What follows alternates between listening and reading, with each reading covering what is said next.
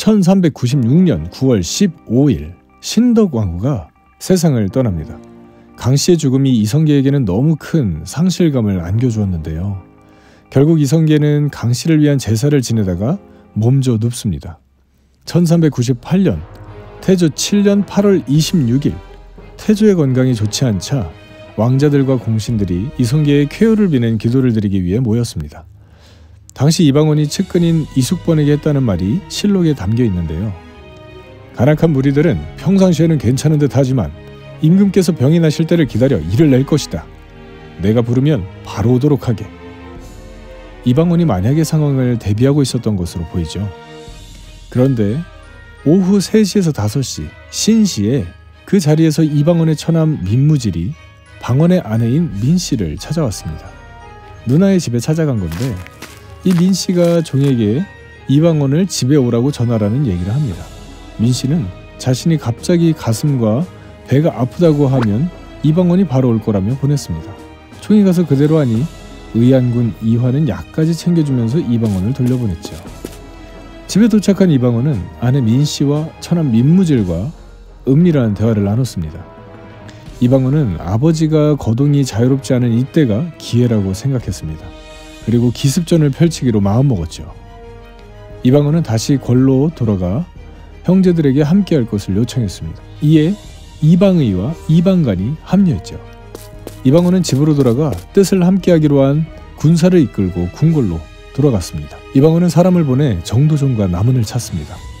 정도전과 남은이 소동 남은의 첩집에 있다고 합니다. 이방원은 병사들을 둘러 집을 포위했습니다. 그리고 집 주변에 불을 질렀죠. 사고가 난 것을 눈치챈 정도전과 남은은 도망쳤습니다. 하지만 이미 사단이 난 상황. 남은을 비롯한 문신들은 모두 살해당했습니다. 정도전은 이웃에 사는 민부라는 사람의 집으로 도주했는데 민부가 이방원에게 자신의 집에 숨어든 것을 알려주었죠. 배가 불룩한 사람이 내 집에 들어왔습니다. 이방원은 침실 안에 숨어있는 정도전을 끌어냈습니다. 실록에서는 걸음을 걷지 못하고 기어서 나왔다고 하는데요. 아직 죽이지 마시오. 한마디 말하고 죽겠소. 그리고 이방원의 말 앞에서 엎드려 한 번만 살려달라고 말했다고 합니다. 한마디 말을 하고 죽겠다면서 그 한마디가 살려주시오라니 말의 앞뒤가 맞지 않고 정도전이 굉장히 구차고 비굴하게 보이는데요. 이방원은 엎드려 목숨을 구걸하는 정도전에게 이렇게 말했습니다.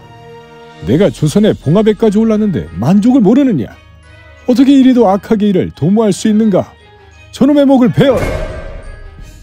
이방원은 정도전을 살려줄 생각이 없었습니다. 모든 사단이 그에게서 비롯되었고 자신을 비롯한 왕자들과 공신들의 위기도 그가 살아있는 한 해소될 수 없다고 판단했습니다.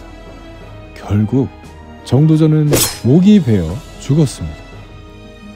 이때 정도전의 나이 57세로 새 왕조를 개창하는 꿈을 이루고 요동정벌을 준비하던 중 이를 완수하지 못하고 이방원의 손에 사살된 것이죠. 핵심 인사인 정도전을 제거한 이방원은 좌정승 조준과 우정승 김사형을 부릅니다.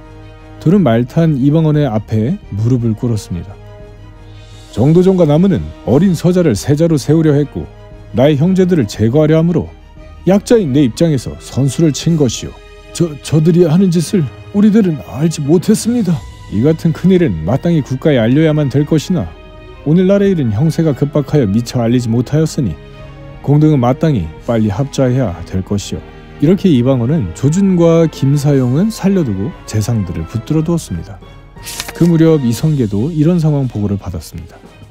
정도전, 남은, 심효생 등이 도당을 결합하고 비밀이 모의하여 우리의 종친 원운을 해치고 우리 국가를 어지럽게 하고자 했으므로 신등은 일이 급박하여 미처 아르지 못하였으나 이미 주륙 제거되었으니 원컨대 성상께서는 놀라지 마옵소서. 반군 세력은 이 일의 중심이었던 이방원을 세자로 세우려 했습니다. 하지만 이방원이 이를 거부했죠. 이를 벌인 명분이 왕위의 적장자 상속이었기 때문입니다. 아닙니다. 형님께서 버젓이 살아계신데 제가 세자가 될 수는 없지요. 적장자이신 형님께서 나라의 근본을 바로 세워주십시오.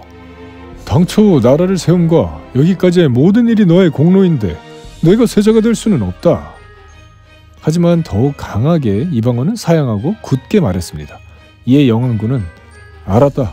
그럼 내가 적장자이니 그 맡은 바를 하겠다 라고 말했습니다. 이렇게 영왕군의 대답을 받은 이방원은 소를 작성해 이성계에게 올립니다. 장자를 적자로 세우는 것이 이치에 맞습니다.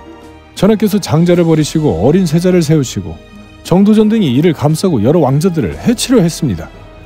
다행히 하늘의 도움으로 이들이 차명되었으니 전하께서는 적장자인 영안군을 세워 세자로 삼게 하소서.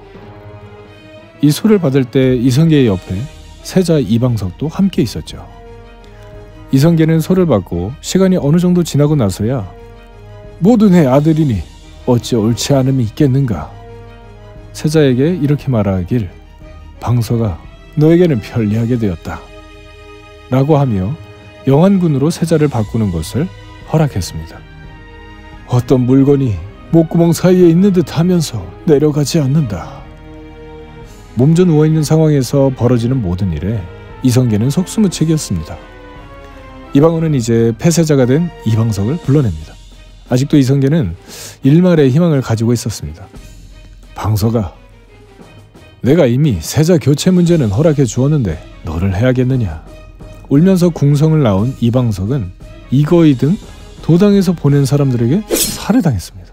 다음으로 이방본을 보낼 때도 말하길 방본아, 세자가 떠났지만 너는 먼 지방에 보내는 것일 뿐이다 라고 이성계가 말했지만 그도 이방관이 보낸 사람에게 살해당했습니다. 배다른 형제이긴 하지만 설마 형제를 죽이겠는가 하고 품었던 이성계의 마음은 처참하게 무너지고 만 것이지요. 이렇게 이성계의 두 부인의 자식들 사이에서 벌어진 혈육전을 두고 제1차 왕자의 난이라고 합니다. 이 일로 하루아침에 이성계의 사람들이 세상을 떠났습니다. 조선의 설계자라 일컫던 정도전을 비롯한 공신인 조준과 남은 그리고 한시 소생의 두 자녀 이방본, 이방석까지 조선의 시작을 힘차게 시작하며 달려가던 동료들이 한순간에 눈앞에서 사라진 것입니다. 이성계의 말로가 처참하다는 생각이 드는데요. 이 1차 왕자의 난은 이방원 측이 작성한 교지에 이성계가 서명을 함으로써 일단락이 됩니다. 내용은 대략 이랬죠. 내가 일찍이 장자를 버리고 어린 방석을 세자로 삼는 것은 나의 큰 허물이다. 정두전과 남은도 이를 바로잡기는커녕 앞장서서 이 일을 주도했다. 다행히 이들이 차명당하여 왕실이 평안해졌다. 방석은 화의 근본이니 변방으로 쫓아냈다. 나의 잘못을 뉘우치고 영안군을 왕세자로 삼으니 우리의 일을 잘 해나가도록 하라. 이성계가 내린 왕세자 책봉의 모든 것이 잘못되었음을 스스로 반성하는 내용과 함께한 동료들을 반역죄인으로 인정했다는 내용입니다. 이런 내용의 서명을 한 것을 보면 이성계가 말년에 얼마나 무력했는지 알 수 있습니다.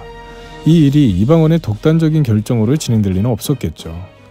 이방원과 같이 자신들의 입지에 위기를 느낀 자들이 적지 않았고 그들이 점점 다수가 되어 이방원을 주축으로 몰려든 것이라고 해석할 수 있겠습니다.